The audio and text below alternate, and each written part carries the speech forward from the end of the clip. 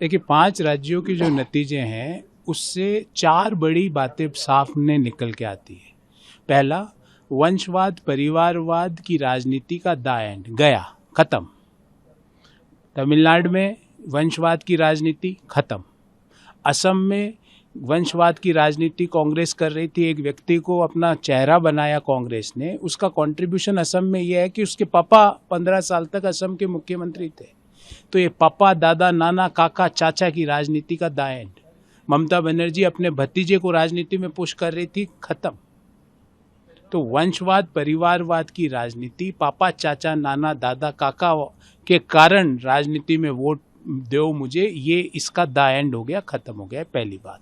दूसरी बड़ी बात जो निकल के ये आई है कि लोग अब पॉलिटिक्स ऑफ गुड गवर्नेंस को एक्सेप्ट करते हैं। लोग उन लोगों को मौका देते हैं जो डेवलपमेंट के एजेंडा के साथ आते हैं, जो डबल इंजन की डबल गति के साथ आते हैं। लोग उन लोगों को ज़्यादा मौका देते हैं और लगातार देते हैं। जैसे आसाम में हम तीसरी बार सरकार बना रहे हैं लगातार, पौंडीचेरी में दूसरी बार, बंगाल में अब हम अगले 50 साल तक सरकार में रहेंगे, मैं आपको आज घोषणा करके जा रहा हूँ। तो पॉलिटिक्स ऑफ गुड गवर्नेंस के कारण जमीनी पे आपका क्या काम हुआ, इसके कारण लोग वोट देते हैं। लोग जुमलेबाजी रेटोरिक्स पे वोट नहीं देते। ये दूसरी बड़ी बात निकल के आई। तीसरी बड़ी बात यह है कि कथनी और करनी में जिन लोगों का अंतर होता है, लोग उनको रिजेक्ट कर देते हैं। आप एक तरफ तो संविधान के नाम पे वोट मांगते हो, दूसरी तरफ संविधान की शपथ लेके मुख्यमंत्री बने हो और कहते हो कि मैं चुनाव हार गया तो मैं मुख्यमंत्री पद से इस्तीफा नहीं दूंगा।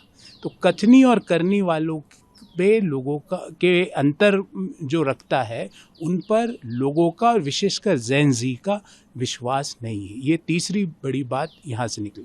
और चौथी बड़ी बात, उन पार्टियों को लोग लगातार विश्वास व्यक्त करते हैं जो वादा जो करते हैं, जो उसको डिलीवर करते हैं। असम में हम लगातार ना केवल तीसरी बार सरकार बना रहे हैं, पर हर बार पिछली बार से ज़्यादा विधायकों की संख्या के साथ। इस बार एनडीए असम में 126 की असेंबली में से 102 विधायकों के साथ सरकार बना रही है। बंगाल में हम 2/3 से ज़्यादा बहुमत लेकर सरकार बना रहे हैं। पौंडीचेरी में हम लगातार दूसरी बार सरकार बना रहे हैं। और जिन 2 राज्यों में हमारा वोट प्रतिशत बढ़ा, हमारे एमएलए की संख्या बढ़ी, हम सरकार बनाने से चूक गए। हम बहुत जल्द चुनावी प्रक्रिया के द्वारा वहाँ पर भी सरकारें बनाएंगे। तमिलनाडु में सर पूर्ण बहुमत नहीं मिल रहा है, तो वो किस तरह से देखें आप? देखिए, ये उनकी कांग्रेस पार्टी की जो हालत है, अब वो पुराने उनके एलाइज हैं डीएम के, उनके साथ वो धोखा देके किसी के साथ शामिल होना चाहते हैं। वो उनका दृष्टिकोण है, हमें इस पे कुछ नहीं कहना। पर मैं आज आपको कह रहा हूँ कि केरलम में और तमिलनाडु में भी कमल खिलेगा, सुशासन की सरकार बनेगी, डबल इंजन की डबल विकास वाली सरकार चुनावी प्रक्रिया द्वारा बहुत जल्द बनेगी। बंगाल में सीएम का चेहरा कौन है? ये तो भारतीय जनता पार्टी का जो शीर्ष नेतृत्व है और विधायक दल की रायशुमारी के साथ बाद ये तय होता है। इसके बारे में मेरे को कोई जानकारी नहीं। बंगाल में ममता बनर्जी जो इस्तीफे के लिए भी बोला कि मैं इस्तीफा नहीं दूंगी। तो यही इसी कारण तो ममता दीदी इस हालत पे आई है। एक संवैधानिक पद पर बैठी हुई महिला कहती मैं इस्तीफा नहीं दूंगी, मैं चुनाव हार गई तो भी इस्तीफा नहीं दूंगी। दीदी, संविधान की शपथ ली आपने, उस संविधान में लिखा हुआ है कि कोई व्यक्ति चुनाव हारता है, कोई दल चुनाव हारता है तो वो अपने आप ही डिफंक्ट हो जाता है। यही भय, यही अराजकता, यही तानाशाही की राजनीति को बंगाल के लोगों ने रिजेक्ट कर दिया है। मैं आज घोषणा करके जा रहा हूँ, इस बार तो डबल डिजिट में विधायकों की संख्या आ गई। अगली बार टीएमसी की हालत वही होगी जो आज बंगाल में वाम दलों की है। 2 सीटें आई है वाम दलों की। तो अगले चुनाव में ममता बनर्जी सिंगल डिजिट की पार्टी बंगाल के विधानसभा में बन जाएगी। कांग्रेस प्रदेश अध्यक्ष गोविंद सिंह डोटासरा जी, उन्होंने एक बयान दिया है कि लोकतंत्र को लूटा जा रहा है, तो आप किस तरह? देखिए, गमछा नृत्य और गलत बयानी करके राजनीतिक में शीर्ष पे नहीं पहुंचा जा सकता। डोटासरा जी सिर्फ गमछा नृत्य और गलत बयानी करते हैं। उनकी राजनीति इन्हीं 2 आधारों पर टिकी है। मैं आपको आज बोल रहा हूं जिस तरह स्टेट दर स्टेट कांग्रेस पार्टी साफ हो रही है, कांग्रेस पार्टी राजस्थान से भी साफ हो चुकी है और अगले चुनाव में हो सकता है कि सिंगल डिजिट में यहाँ पर भी आ जाए। और डोटासरा जी, आप अपनी जमीन को बचा के रखिए। आपकी गलत बयानी, आपके गमछा नृत्य आपको वैल्यू एडिशन नहीं कर रहा, आपको पॉलिटिकल ऊपर नहीं ले जा रहा, आपको पॉलिटिकल नीचे कर रहा है। और डोटासरा जी चुनाव पहले ही हार मान चुके हैं ऐसी बातें करके।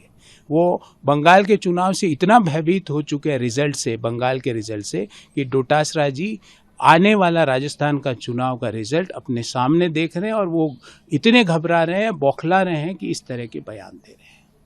मुख्यमंत्री भजनलाल जी जो ग्राम विकास चौपाल कर रहे हैं, तो वो किस तरह? देखिए, बीजेपी और कांग्रेस के मॉडल का अंतर समझिए।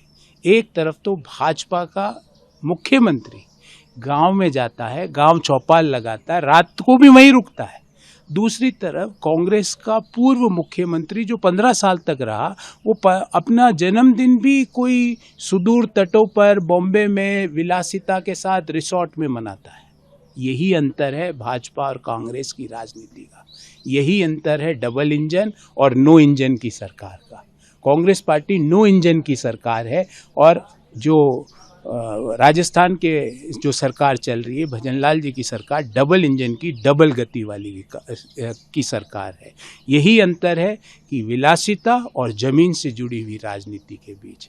जो व्यक्ति अपने कार्यकर्ताओं के तक के साथ अपना जन्मदिवस ना मनाता हो, विलासिता के साथ बॉम्बे में सुदूर तटों पर बैठ के अपना जन्मदिवस मनाता हो, उसके मन में राजस्थान के विकास के लिए क्या भावना होगी आप समझ सकते हैं। और दूसरी तरफ मुख्यमंत्री भजनलाल जी है, जो मुख्यमंत्री रहते हुए भी गांव-गांव घूम रहे हैं, ग्रामीणों की समस्या खुद सुन रहे हैं, वहीं निपटा रहे हैं और रात्रि विश्राम भी वहाँ कर रहे हैं।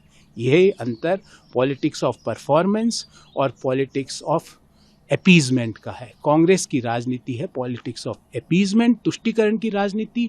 भारतीय जनता पार्टी की राजनीति है politics of performance, politics of good governance की।